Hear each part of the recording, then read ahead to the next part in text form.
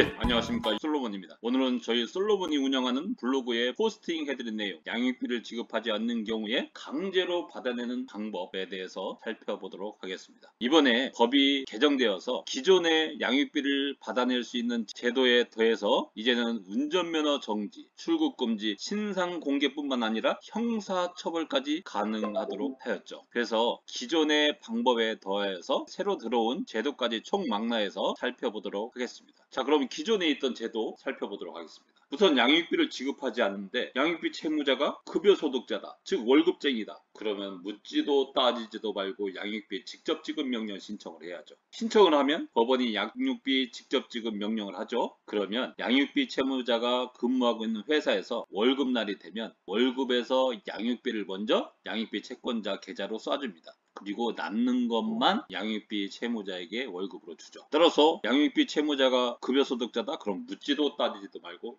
양육비 직접 지급 명령 신청을 하는 겁니다. 그런데 문제가 있는 게 양육비 직접 지급 명령을 한다? 그러면 직장을 옮길 수가 있죠. 그럼 그때마다 다시 해야 되는 번거로움이 있습니다. 그렇기 때문에 이직이 어려운 직업, 즉 대기업 직원이나 공사 직원, 공무원, 군인 등과 같이 직업을 옮기기가 어려운 그런 직업일수록 효과는 크다고 말씀드릴 수 있습니다. 또 양육비를 지급하지 않는데 양육비 채무자 명의의 재산이 있다. 그러면 이것도 묻지도 따지지도 말고 강제집행법에 따라서 그 재산을 압류, 추심, 전부명령 신청을 해서 양육비를 받아내면 됩니다. 근데 문제가 있죠. 양육비 채무자 명의의 재산이 있는지, 또 어떠한 재산이 있는지를 알아야만이 강제 집행을 할 수 있죠. 근데 모른다. 그러면 세 번째 방법을 쓰는 겁니다. 세 번째 방법, 재산 명시 신청, 재산 조회 신청 제도를 쓰는 겁니다. 법원에 재산 명시 신청을 하면 법원이 양육비 채무자한테 재산을 언제까지 명시해? 라고 하죠. 명시를 하지 않거나 거짓으로 한다? 1,000만 원 이하의 과태료.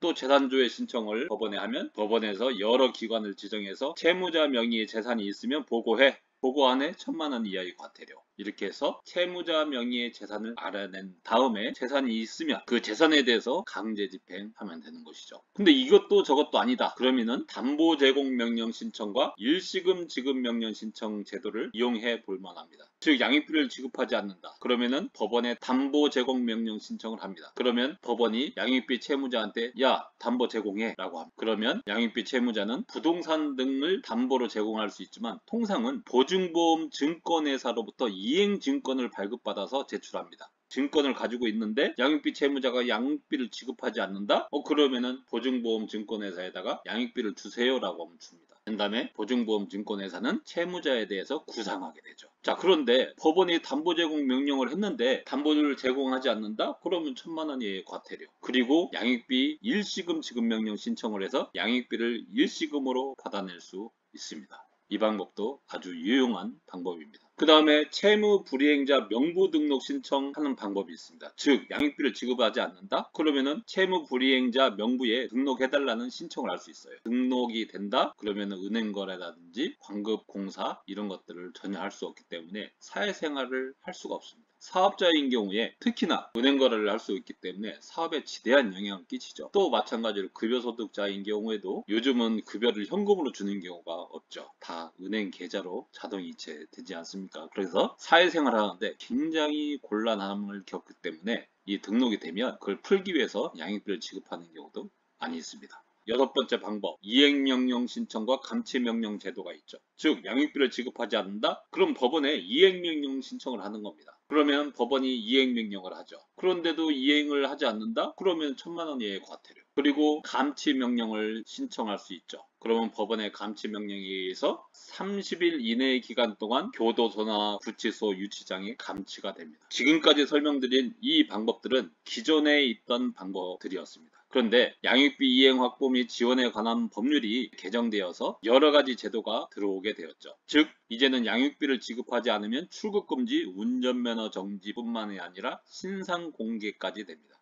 부연 설명하면 양육비를 지급하지 않아서 법원의 감치명령까지 있었는데 그래도 양육비를 지급하지 않는다? 그러면 여성가족부 장관은 심의위원회 심의 의결을 거쳐서 출국금지나 운전면허 정지를 법무부 장관이나 지방경찰청장에게 요청해서 출국을 금지시킵니다. 또 운전면허를 정지시키죠. 뿐만 아니라 법원의 감치명령이 있는데도 그 이행을 하잖아요. 그러면 여성가족부 장관은 심의위원회의 심의 의결을 거쳐서 불이행자의 신상을 양육비 이행 관련의 홈페이지 등에 공개를 해버립니다. 망신을 주는 거죠. 또 형사처벌까지 가능합니다. 즉 법원의 감치명령 결정이 있었어요. 근데 결정일로부터 1년이 경과하도록 양육비를 지급하지 않아요. 그러면 고소나 제3자의 고발에 의해서 1년 이하의 징역이나 1천만 원 이하의 벌금에 처할 수 있습니다. 결국 양육비를 지급하지 않으면 최대 징역 1년까지 살 수 있게 된 것이죠. 그래서 위와 같이 양육비를 지급하지 않는 경우에 들어올 수 있는 모든 제도는 다 들어왔다고 보시면 됩니다. 근데 문제는 이 모든 절차를 개인이 거치기에는 난해한 부분이 있죠. 그래서 여성가족부 산하에 이행관리원이라는 기관을 두었죠. 이행관리원에 추심을 해달라고 신청을 하면 이행관리원에서 대신 받아줍니다. 네이버나 다음과 같은 포털 사이트에서 양육비 이행관리원이라고 치시면 이행관리원 사이트가 뜹니다. 들어가셔서 인터넷으로 신청을 하시면 변호사를 선임해주고 변호사로 하여금 위와 같은 절차를 거쳐서 양육비를 대신 받아주도록 하고 있습니다. 그런데 양육비 이행관리원이 아직 원활하게 돌아가지 않아요. 아직 미흡한 점이 많이 있습니다. 그래서 양육비 이행관리원을 통했는데도 받아내지 못하는 경우가 있어요. 그런 분들은 저희 솔로몬에 오십니다. 저희 솔로몬에 오시면 무조건 받아들일 수 있다라고 생각하시면 되겠습니다. 자, 그러면 다음에도 여러분께 유용한 정보를 많이 가지고 돌아오도록 하겠습니다. 감사합니다.